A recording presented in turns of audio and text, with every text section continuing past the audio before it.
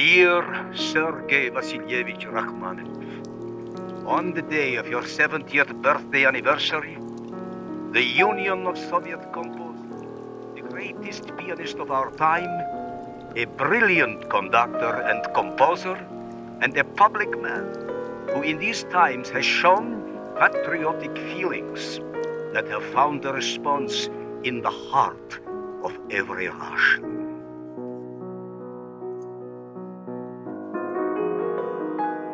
What I love about Rachmaninoff is his music is so romantic, yet it really touches our souls. It draws us in. It tells us a story. He, I think, identifies with the sadness that is present in all humanity. I attended St. Petersburg Conservatory, but I was a lazy child and yet again I failed all my examinations. My mother was furious. And because of this, my greatest fear was that I would not be allowed to spend my summers at Borisova, on the family estate. Beautiful. Where I longed to be alone, in my fishing canoe, with its space for only one single person, and one single oar. The balancing of this boat, and the joy of swimming to the shore when it capsized. It is a source of never-ending joy.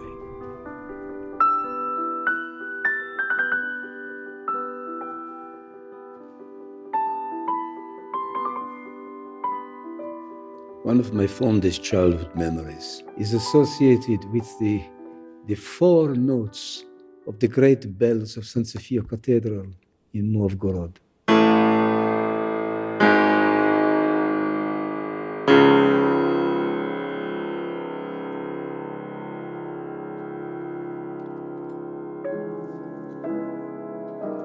That damn Prelude.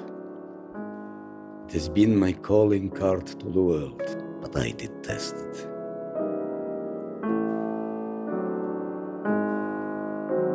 I once heard in the film Mickey's Opry House, Mickey Mouse play this Prelude.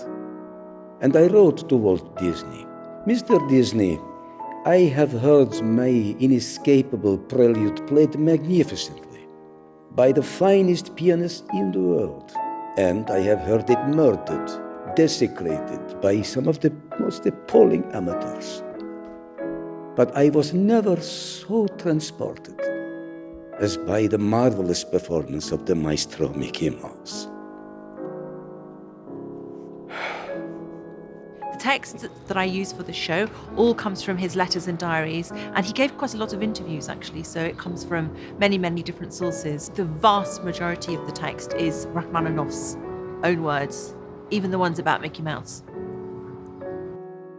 It's as if he's sitting in his chair, reminiscing and just letting you very gently into his life as the secrets and the stories unfold. It makes the pieces sound completely different. I love doing it.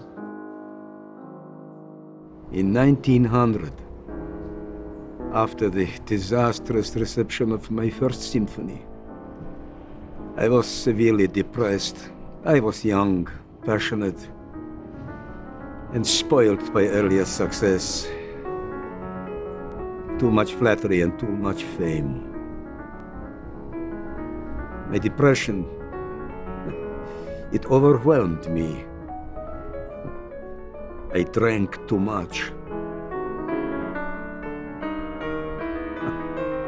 I was advised to take counsel from the great Leo Tolstoy.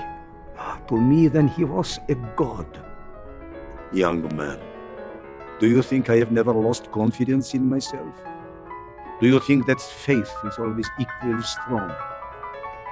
No. This is life. And you must stick to your anointed path. You must work. Work, work. You must work.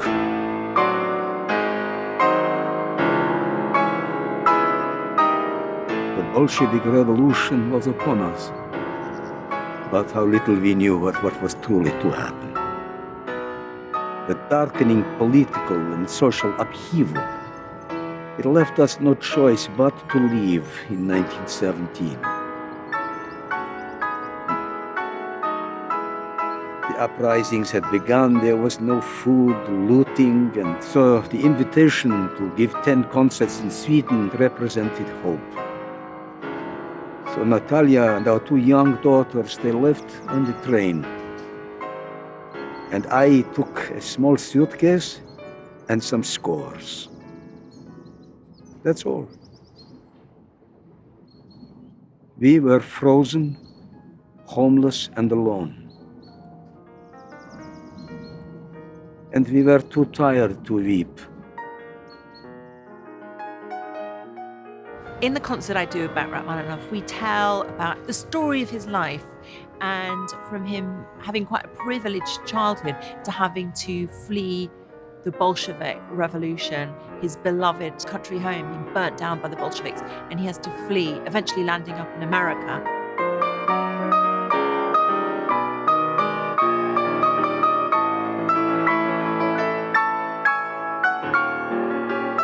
In losing my country, I lost myself also. To the exile, whose musical roots, traditions, and background have been annihilated, there remains no desire for self-expression and no solace apart from the unbroken and unbreakable silence of memories.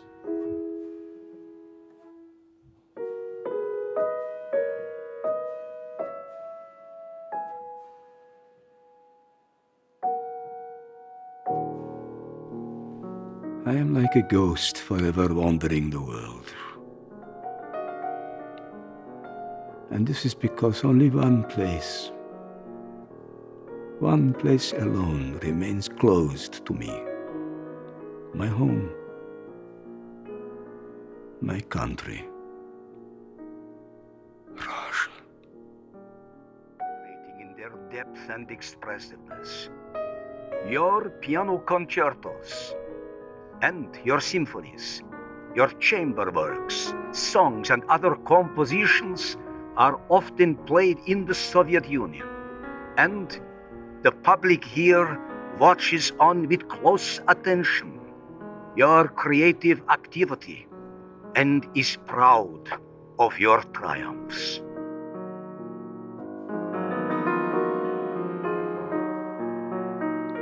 This telegram arrived 3 days after I died.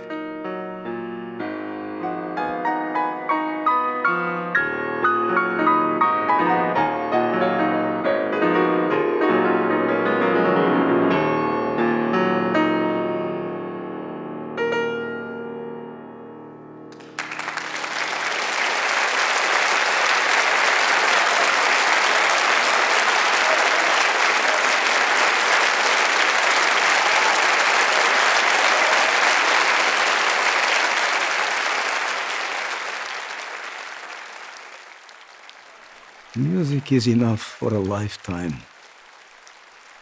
But a lifetime, it's not enough for music.